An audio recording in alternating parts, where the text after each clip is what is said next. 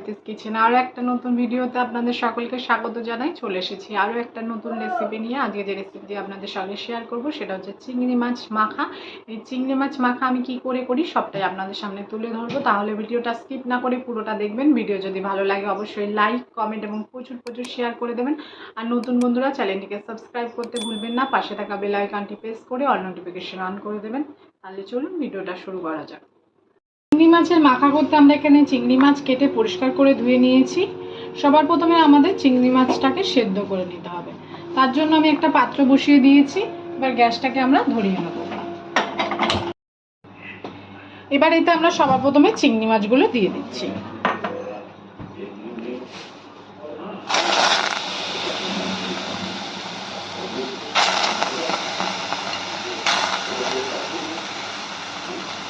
তার সঙ্গে দিয়ে দিতে হবে এতে পরিমাণ মতন জল।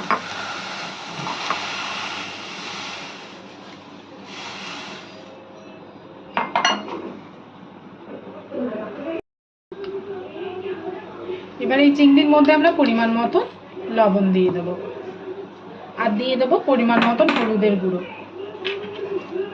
দিয়ে চিংড়ি মাছটাকে আমরা ভালো করে সেদ্ধ করে নেব।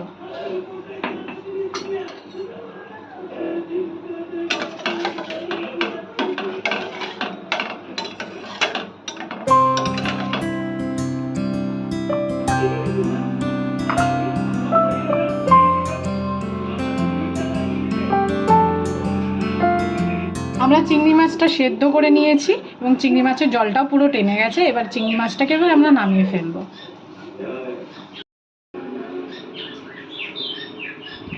চিংড়ি মাছটা আমরা একটা পাত্রে নামিয়ে নিয়েছি। বা চিংড়ি মাছটা আমরা একটু ঠান্ডা করে নেব। চিংড়ি মাছ আমাদের ঠান্ডা হয়ে গেছে। বা চিংড়ি মাছগুলো ভালো করে মেখে নিতে হবে,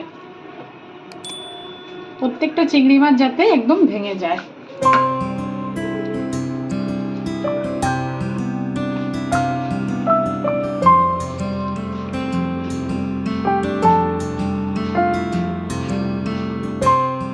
ভালো করে চিংড়ি মাছটাকে আমরা ভেঙে নিয়েছি। এবার এর মধ্যে আমরা দিয়ে দিচ্ছি পেঁয়াজ কুচি। একটা বড় সাইজের পেঁয়াজ আমি একদম মিহি করে কুচিয়ে নিয়েছি।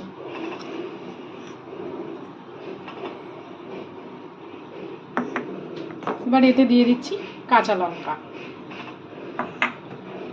দিয়ে দেবো ধনে পাতা কুচি,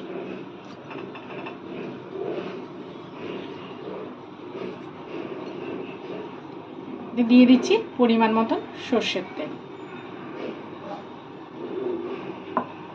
যেহেতু সেদ্ধ করার সময় আমরা চিংড়ি মাছে লবণ দিয়েছিলাম, তাই অল্প পরিমাণে আমরা এখানে লবণ ইউজ করছি। এবার ভালো করে মেখে নিতে হবে।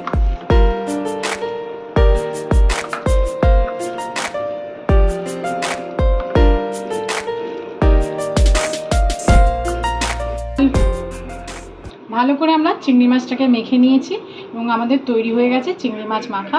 এই রেসিপিটা রুটি এবং গরম গরম ভাতের সঙ্গে সার্ভ করবেন, খেতে লাগবে খুব দুর্দান্ত।